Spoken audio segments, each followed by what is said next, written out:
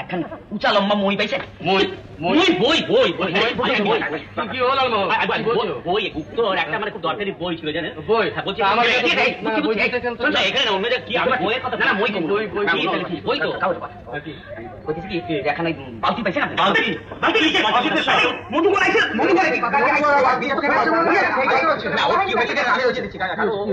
ওর না কদিন ধরে কি হয়েছে কিছু হজম হয় না, পেটের গোল মাছ চোয়া ডেকে ওঠে। পেটের গোল মাছ হ্যাঁ সেটা ওষুধ খেতে বলো। আমি তো বললো কাকা চল তো কাকা ওর ওষুধ তো কথা বলে তো সেই জন্য ওদিকে বলছি না নেই হ্যাঁ আছে ওষুধ আছে আরে ইয়ে তো